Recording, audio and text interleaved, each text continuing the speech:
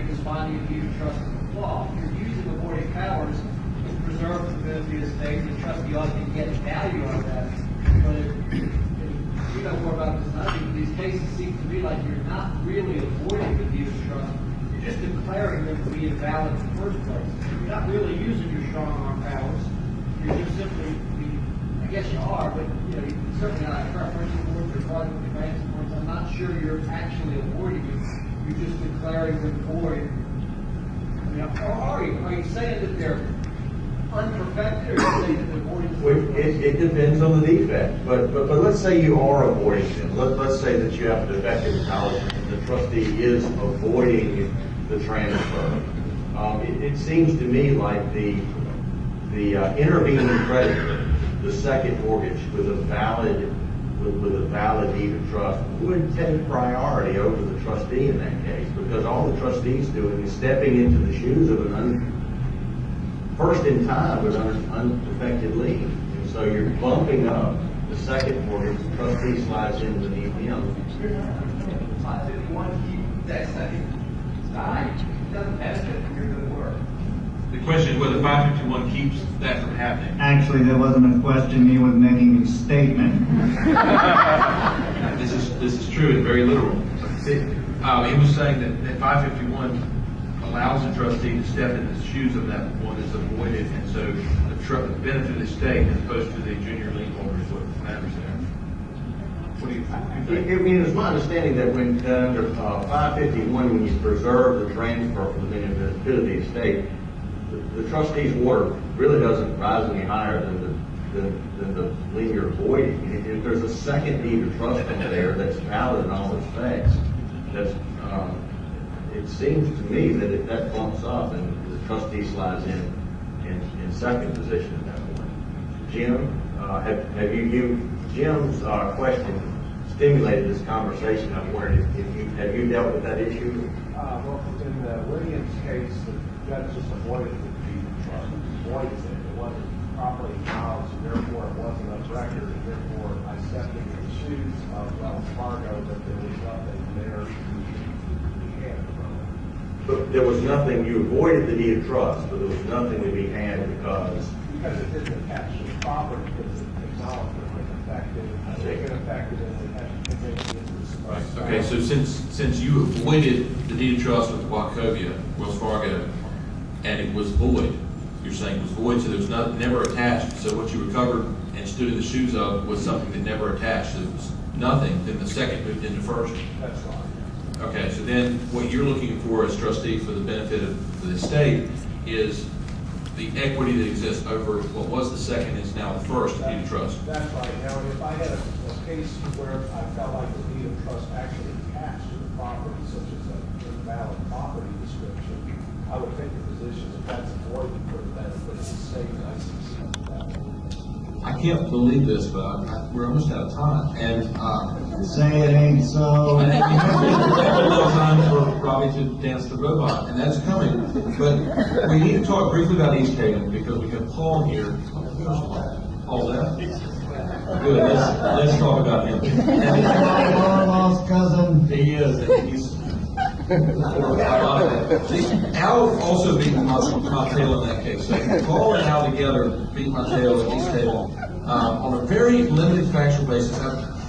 We would be remiss not to talk about it when we're both here now, and while Paul's out of the room. But this was very interesting. This is a promissory. It's got a bunch of promises. Chapter 11. It's a promissory note that's dated by a single day, so there's no note of even date, which sounds exactly like head grading.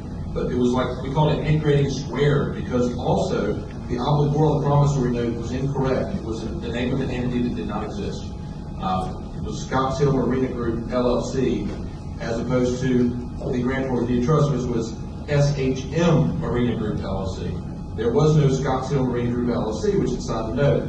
So not only were we trying to avoid a deed of trust, we were trying to avoid a debt.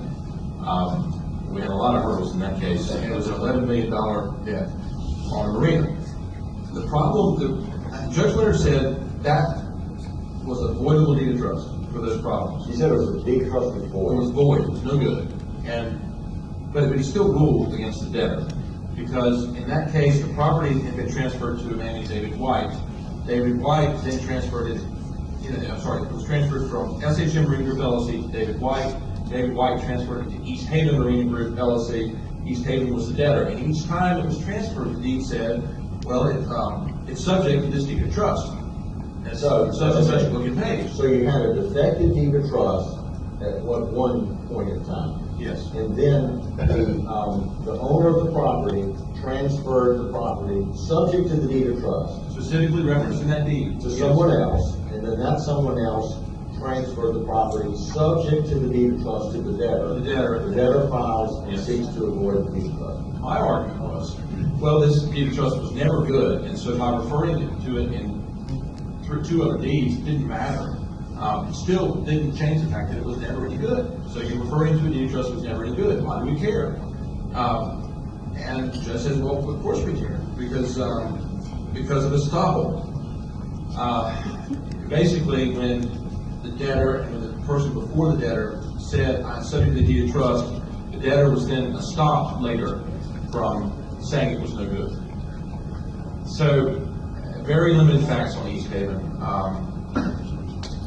It says, having assumed the burden of the mortgage, East Haven cannot attempt to challenge the mortgage's effect. The grantee of land subject to a mortgage is stopped from denying the mortgage's validity. And so, Well, that sounds like Hartman paving, A little bit. in which the knowledge issue. the debtor in possession can't use the bona fide purchaser under 544A3 because it's got notice of the transaction itself. That's not a novel concept. Well, come on, it was not. But what about the judicial lien creditor? How come a judicial lien creditor would be a stop? I don't know. And I wonder if this was a Chapter 7 trustee, if the same result would have been reached. I also wonder if it was $100,000 versus $10 million, if this different result might have been reached. What if there were more than one creditor in the case? Would that affect the That was another bad fact where I'm not going to say it was a two-party dispute. It was not a two-party dispute. It was the debtor, a $10 million creditor, and the debtor's friend who loaned him money to file on bankruptcy. Those were the three parties. And the argument was raised by Paul and Al, very neighborly, I might add, that this is only going to benefit that guy. And that's not fair, Judge. And I think the judge was going to agree with that. But there is a case from the Fourth Circuit in Ray Coleman, which is from 2005, that I found the night before the last hearing, and came in and said, Judge, you cannot use equitable limitations to affect the strong arm powers under 544. That's what Coleman says. And so you can't look at, is this fair? You have to go under the letter of 544. And so the judge agreed, and instead we came up with a stopper. So that was the movement. It basically follows the hit rating. The law developers you can't perform, but then a stopper was thrown in there. And I say it's very limited on facts because every time I have one of these cases, they say, well, this is East Haven. It's not East Haven. Don't tell me East Haven. I know why I lost East Haven. Now, I think I agree with you, George, in that these cases are very fact specific.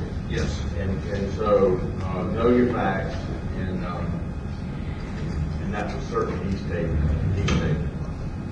Robbie, you have another point? I have an interview. You have an interview? Well, don't fall. Oh, Lord.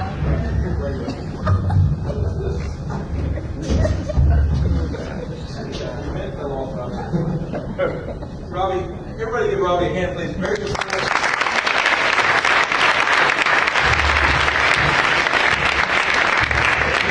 If anybody was wondering, I'm going to go ahead and unmask Robbie and tell everybody that we appreciate Charlie Liberman's help. And